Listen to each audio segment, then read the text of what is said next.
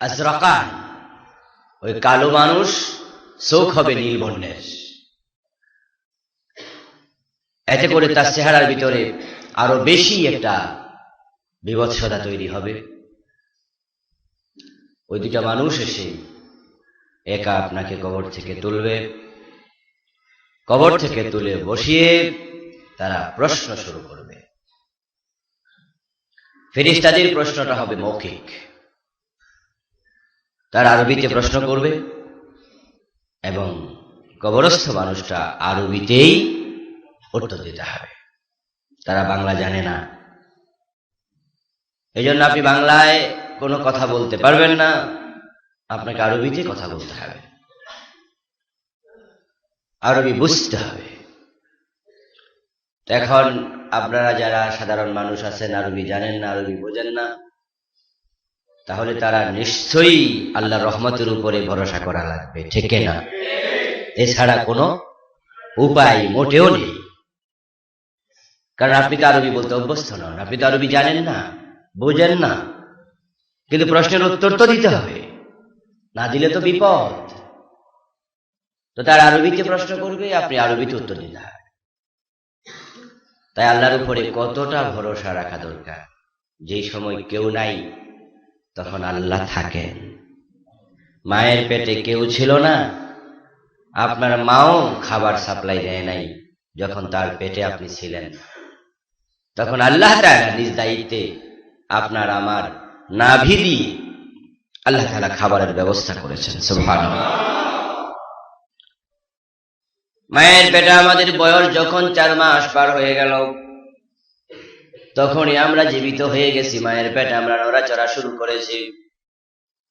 আর আপনারা জানেন, জীবিত মানুষের জন্য অক্সিজেন প্রয়োজন, জীবিত মানুষের জন্য খাবার প্রয়োজন। এই দুনিয়ার কোন মানুষ মায়ের পেটে অক্সিজেন সাপ্লাই দেওয়ার ক্ষমতা রাখে না, খাবার পাঠানোর ক্ষমতা রাখে না। এই জন্য 4 দেয়ালের ভিতরে মায়ের পেট 4 দেয়ালের মতোই, আপনি 4 দেয়ালে বন্দী, দরজা নাই, জানালা নাই, বাতাস যাওয়ার কোনো জায়গা নাই। ওখানে জীবিত থাকা যেমন কঠিন, মায়ের পেটও ততই কঠিন ছিল। কিন্তু আল্লাহ তাআলা আপনাকে আমাকে সেখানে জীবিত রেখেছেন, সুস্থ রেখেছেন, জ্বর হয় নাই, সর্দি হয় নাই, কাশি হয় নাই। দুনিয়াতে আসার 3 দিন পর থেকে দেখা যায় নিউমোনিয়া ধরে, দৌড়াদৌড়ি শুরু হয়ে যায়। আসার 5 মিনিট পরে অক্সিজেন নাই, তাড়াতাড়ি অক্সিজেনে লাইফ সাপোর্ট দেয়া লাগতেছে। ছোট মানুষটাকে নিয়ে কত হাসপাতালে দৌড়াদৌড়ি, কত ঝামেলা, কিন্তু মায়ের পেটে 6 মাস জীবিত ছিলেন, কোনো ডাক্তার লাগে নাই। আল্লাহ নিজ দায়িত্বে খাবার সাপ্লাই দিয়েছেন, নিজ দায়িত্বে অক্সিজেন সাপ্লাই দিয়েছেন, যা লাগে তা তিনি দিয়েছেন। তো যখন মানুষের কেউ থাকে না, তখন আল্লাহ থাকে। আপনি তখন ছিলেন নিষ্পাপ, মায়ের পেটে আপনার কোনো গুনাহ ছিল না, তাই আল্লাহ আপনার সাথে ছিলেন। কিন্তু কবরে যখন যাবেন, সেখানেও বন্ধু 4 দেয়ালের মতো কেউ নাই, সম্পূর্ণ একা, সম্পূর্ণ একা। যদি আপনি তখনও নিষ্পাপ হন, ভালো মানুষ হন, মাসুম হওয়া লাগবে না, নিষ্কলুষ হওয়া লাগবে না, নিষ্পাপ হওয়া লাগবে না। অর্থাৎ যদি আপনার পাপের চেয়ে নেকি বেশি হয়, আপনি কালেমা নিয়ে মরেন, মুমিন হয়ে মরতে পারেন, তো মায়ের পেটে দায়িত্ব নিয়েছেন যিনি, কবরের দায়িত্ব নিয়ে যাবেন তিনি। ইউসাব্বিতুল্লাহুল লাযীনা আমানু বিল কওলিস সাবিত ফিল হায়াতিদ দুনিয়া ওয়া ফিল আখিরাহ। আল্লাহ তাআলা কোরআন কারীমে অগ্রিম ঘোষণা করে রেখেছেন, দুনিয়াতে ঈমানের উপরে যে আল্লাহ রেখেছেন, ঈমান নিয়ে যদি মারা যায়, কবরেও ফেরেশতার সামনে প্রশ্নের উত্তরের ব্যবস্থা আল্লাহ নিজেই করে দেবেন। তাই সে কঠিন দিনে যদি আল্লাহ তাআলাকে সাথে পেতে চান, দুনিয়াতে আল্লাহকে ভোলা যাবে না। যখন তোমার কেউ ছিল না, তখন ছিলাম আমি, এখন তোমার সব হয়েছে, পর হইলাম আমি।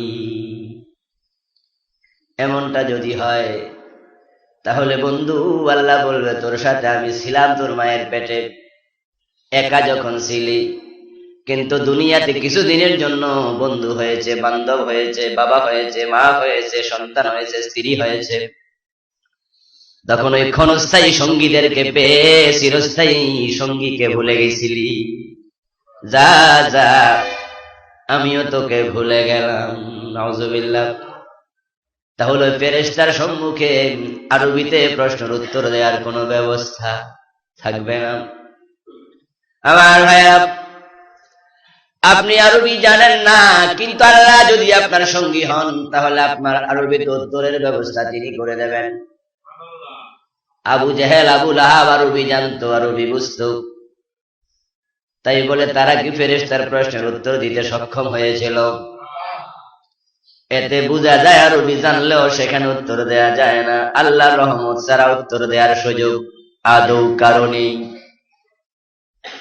তাই আলেম বলেন আর জাহেল বলেন, শিক্ষিত বলেন অশিক্ষিত বলেন, ইংরেজি শিক্ষিত আরবি শিক্ষিত বলেন, আমি আর আপনি ইমাম তার মুসল্লি ভেদাভেদ নাই, বরং সবাইকে আল্লাহর রহমতের উপরে ভরসা রাখা লাগবে। আল্লাহ ব্যবস্থা নেবেন, তবে ব্যবস্থাটা নেওয়ার আগে ফেরেশতার প্রশ্নের আগে আল্লাহ নিজে একটা প্রশ্ন করবেন, সেটা হবে সাইকোলজিক্যাল, মনস্তাত্ত্বিক। ফেরেশতা প্রশ্ন করবে ভাইবা হোসে মৌখিক। ওই মৌখিক প্রশ্নের আগে আল্লাহ তাআলা একটা প্রশ্ন করবেন। হাদিসে আসছে ইযা উদখিলাল মাইয়িতুল কবর মুসলাত লাহুশ শামসু ইনদা গুরুবিহা ফায়াজলিসু ওয়া ইয়ামসাহু আইনাইহি ফায়াকুনু দাউনি উসাল্লি। যখন ফেরেশতা আপনাকে আমাকে তুলে বসাবে, মুনকার নাকির, তুলে বসিয়ে তারা বলবে মান রব্বুক, তোমার রবকে। ওই সময় কবরস্থ ব্যক্তি দেখবে আসরের নামাজের সময় চলে যাচ্ছে, সূর্য ডুবে যায়। আল্লাহ তাআলা একটা পরীক্ষা নিয়ে নেবেন, সূর্যটাকে ডুবন্ত অবস্থায় দিয়ে রাতের গভীরে যদি দাফন করে সেও দেখবে সূর্য ডুবছে, সকালবেলা দাফন করলে সেও দেখবে সূর্য ডুবছে, দুপুর বেলায় দাফন করলে সেও দেখবে সূর্য ডুবছে। এর মানে আল্লাহ তাআলা সূর্যটাকে ডুবন্ত অবস্থায় দিয়ে আপনার পরীক্ষা নিতে চান আপনি দুনিয়াতে নামাজি ছিলেন কিনা। যে ব্যক্তি কখনো নামাজ কাজা করে না এবং নামাজটাকে সে বুঝে শুনে পড়ে, মুনাফিকের নামাজ নয়, মুমিনের নামাজ। মুনাফিকরাও নামাজ পড়তো, ইযা কামু ইলাস সালাতি কামু কুসালা। মুনাফিকরা নামাজে আসতো, এইজন্য সব নামাজি কিয়ামতের দিন নামাজি হবে না, আল্লাহকে সিজদা করতে পারবে না, বরং তারা সিজদা করতে চাইবে ফায়াযহাবু আন ইয়াসজুদা ফায়াউদু যহরুহু তাবাকাম ওয়াহিদা। মুনাফিক নামাজি যারা, তারা আল্লাহ তাআলাকে সিজদা করতে চাইবে হাসরের দিন, কিন্তু পারবে না, তাদের মেরুদণ্ডের হাড্ডি সোজা হয়ে থাকবে। আমার ভাইয়েরা, এখন যারা আপনারা বুঝে শুনে নামাজ পড়ছেন তাদের জন্য সেদিন সুখবর থাকবে।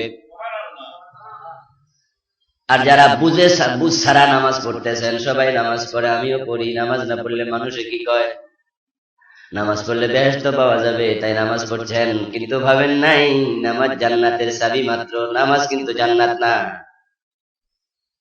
জান্নাত তৈরি করা লাগবে অন্যান্য ইবাদতের মাধ্যমে। আসসালাতু মিফতাহুল, নামাজ হলো জান্নাত নাকি জান্নাতের চাবি? চাবি আর জান্নাত কি এক জিনিস? চাবি আর এই ঘরটা কি এক জিনিস? এখন ভাই চাবি পাবেন কিন্তু জান্নাত পাবেন না, এর মানে হলো আল্লাহ তাআলা সব নামাজিকে জান্নাত দেবেন না।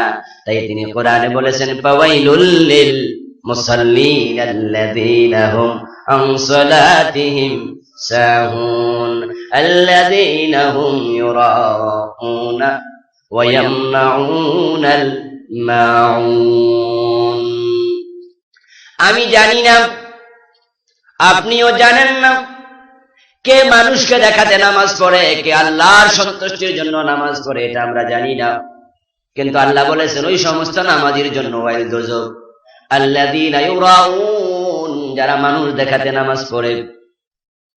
আপনি নিশ্চিত থাকবেন যে লোকটা আল্লাহকে আল্লাহকে মেনে নিয়ে মানার জন্য নামাজ পড়ে, সে মসজিদে এসে যেমন আল্লাহর কাছে মাথা নত করে, মসজিদের বাহিরেও কোনদিন তারে মাথার কারো কাছে নত করতে রাজি হবে না। সে মাথা উঁচু করে থাকবে। ফাঁসির রশি যদি ঝুলাইয়া রাখেন, হাসতে হাসতে ফাঁসির রশি বরণ করবে, তারপরেও সে তার এই কপাল নত করবে না। সে আত্মসমর্পণ করেছে কার কাছে? قل إن صلاتي ونسكي ومحياي ومماتي لله رب العالمين। যে তার জীবন মরণ সব আল্লাহর হাতে সঁপে দিয়েছে, সে তো আল্লাহ ছাড়া কারো কাছে মাথা নত করবে না। এই অনুভূতি কাজ করা লাগবে। মসজিদে এসে যখন আপনি আসেন, তখন কদম রাখা থেকে শুরু করে আবার বের হওয়ার কদম দেয়া পর্যন্ত, শুরুতে কোন পা, বের হতে কোন পা, এই যে লক্ষ্য করুন, ঢোকার সময় ডান পা দিলেন, নিজের মন মতো দিলেন না ইসলামের আইন মতো? যখন মসজিদে ঢুকলেন, তাকবীরে তাহরিমা বাঁধলেন নাকি আগে কেরাত শুরু করলেন? মন মতো না আইন মতো?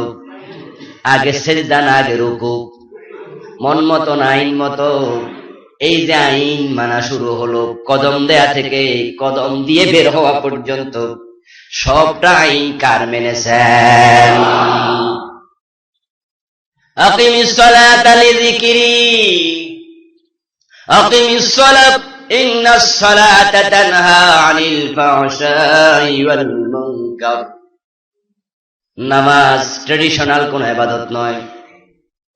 সবার মতো করে আপনিও মাথা নত করবেন, আবার উঠবেন, আবার দাঁড়াবেন, কেরাত পড়বেন, এটার নাম নামাজ নয়। এটা হলো নামাজের দেহ।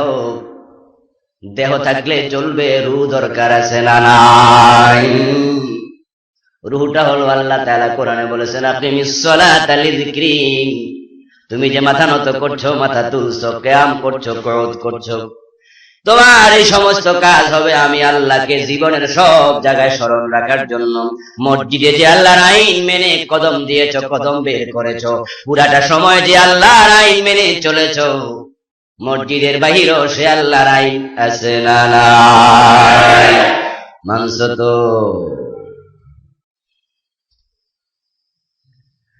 যদি না মানো, তিলকা সালাতুল মুনাফিক, সালাতুল মুনাফিক, সালাতুল মুনাফিক। তোমার এই নামাজ মুনাফিকের নামাজ। ইযা কামু ইলা সালাতি কামু কুসালা। মুনাফিকরা নামাজ পড়তো, ওই নামাজের রূহ ছিল না, বরং তারা নামাজের ব্যাপারে ছিল বেখবর, খামখেয়ালি বনা। কারণ যদি সত্যি আপনি আল্লাহর আইন মেনে চলতেন, ওইটা বুঝে নামাজ পড়তেন, তাহলে মসজিদের বাহিরে আল্লাহ ছাড়া কারো আইন মানতে রাজি হতেন না। কিন্তু মসজিদে এসে সব জায়গায় আল্লাহর আইন। ইমাম যদি ভুল করে, তাহলে লোকমা দিতে দেরি করেন না। ইমাম সাহেব ধমক দিয়ে বলল, মুসল্লিরে, আপনি লোকমা দেন কেন? আমি ভুল করছি এক জায়গায়, আল্লাহর আইন তো মানি না এক জায়গায়, আপনি তো মানেন না 40 জায়গায়। আপনার মতো লোকের মুখে আমার লোকমা দেয়া শোভা পায় না। এজন্য আমি দুই একটা ভুল করলো, আমার মাইনা মাইনা শুধু নামাজ পড়বেন, রাজি হবেন? তখন বলবেন, হুজুর না, ভুল যদি হয় লোকমা তো দিতেই হবে। রাজি হবেন না দোস্ত? তাহলে ইমামের এক ভুল সহ্য হয় না, তাই লোকমা দিলেন। এখন আপনার শত ভুল আর এক মোমেন কেমনে সহ্য করবে? ওই মোমেন আর আপনাকে লোকমা দিতে মসজিদ থেকে বের হয়ে রাস্তায় নামবে। তারাও আপনাকে লোকমা দেওয়ার জন্য মসজিদে সমাবেশ করবে। তারাও আপনাকে লোকমা দেওয়ার জন্য তাদের মুখে পত্রিকা বিবৃতি দেবে, তারা মিছিল করবে, স্লোগান দেবে। কিন্তু ইমামকে লোকমা দিলে ইমাম লোকমা গ্রহণ করে সংশোধন হয়, আর আপনাকে লোকমা দিতে গেলে পাখির মতো গুলি করা শুরু করে দেয়। এতে বোঝা যায় আপনি মুনাফিক নামাজি ঠিক কিনা? তাই নামাজ হওয়া লাগবে রূহওয়ালা। আমরা মানুষ, আমাদের কাজে ভুল থাকার সম্ভাবনা আছে না নাই? তা আপনার ভুল যদি হয় তাহলে ভুল সংশোধন করার জন্য যে আপনার কাছে যাবে, আপনি তো তাকে বন্ধু মনে করা দরকার, ঠিক না? যে সে আমার হিতাকাঙ্ক্ষী, আমার কল্যাণকামী। কিন্তু আপনি কোন সমালোচনায় সহ্য করবেন না, আপনার ভুলকে ভুল বলা যাবে না, আপনি যাই করেন তাই ঠিক। ছেড়ে দেন এসব, ছেড়ে দেন। বাংলাদেশের মানুষ খুব সচেতন, ঠিক না? কিছু নমুনা দেখা যাচ্ছে, ঠিক না? চান্স যখন পাবে এমন বিস্ফোরণ ঘটবে, দাদার বাড়ি তো পালানোর সময় পাওয়া যাবে না। এবং এটাই সত্য, যেটা আমি আপনাদের কাছে দীর্ঘদিন ধরে বলে আসছি, এটাই সত্য। কারণ আমরা যারা কোরআনের কথা বলি, আজকে আমরা হচ্ছি সবচেয়ে বেশি মাজলুম। এই জমিন মনে হচ্ছে আমাদের জন্য সংকুচিত হয়ে এসেছে। আমরা আজকে নিজের ঘরে পরবাসী হয়ে গেছি, ঠিক না? আজকে যারা নাস্তিক তারা বুক ফুলায়া কথা বলে। বন্ধু আমার, নাস্তিকতা বাদী দেশে আজকে সমাজের রন্ধ্রে রন্ধ্রে প্রবিষ্ট করার জন্য কিছু মিডিয়া, কিছু পত্রিকার সাংবাদিক, কিছু চ্যানেলের সাংবাদিকরা মনে হয় ইহুদিদের দালাল হয়ে দেশে ঢুকেছে। লক্ষ্য করে দেখবেন, গত শুক্রবার ছিল 14 ফেব্রুয়ারি। আমরা যে শুক্রবারকে মোমেনের হজের দিন বলে থাকি, গরিবের হজের দিন, বিশ্ব ভালোবাসা নামক নাম দিয়া কি পরিমাণ বেহায়াপনা এই বাংলাদেশে হলো। ও ভাই আমার, আহমদ শফি সাহেব বলেছেন, যুবতী মেয়েদেরকে দেখলে বেপরদায় তখন যুবকদের লোভ লাগে, যেমনই তেঁতুল দেখলে জিহ্বায় পানি আসে। এই কথাটা বৈজ্ঞানিক সত্য, ঠিক না? এটা বৈজ্ঞানিক সত্য কথা। কারণ তেঁতুল দেখলে পরে জিহ্বার মাঝে পানি আসে, এটা অনুমতি নিয়ে আসে না। কি পানি কি বলে, may I come in sir? বরং তেঁতুল দেখলে জিহ্বায় পানি আসে। ঠিক যুবতী নারী দেখলে বেপরদায়, বেপরদা মেয়ের দিকে তাকালে যুবকদের মনেও খারাপ চিন্তা জাগে, ঠিক না? তাই তিনি বলেছেন মেয়েদের পর্দা করা উচিত। আরে ভাই, তিনি এক্সাম্পল দিয়েছেন, তিনি মেয়েদের কাছে তেঁতুল বানান নাই, এক্সাম্পল দিয়েছেন মাত্র। কিন্তু কি হইছই রই রই ফেলে দিল। নাস্তিকরা বলা শুরু করলো তিনি নাকি তেঁতুল হুজুর, নাউজুবিল্লাহ। বিশ্ববিখ্যাত আলেম, শত শত হাজার হাজার মুহাদ্দিসের উস্তাদ। এই লোকটা জীবনে কোনোদিন রাজনীতি করে নাই, এখনো রাজনীতি করে না, কিন্তু শুধুমাত্র সত্য কথাটা বলেছে।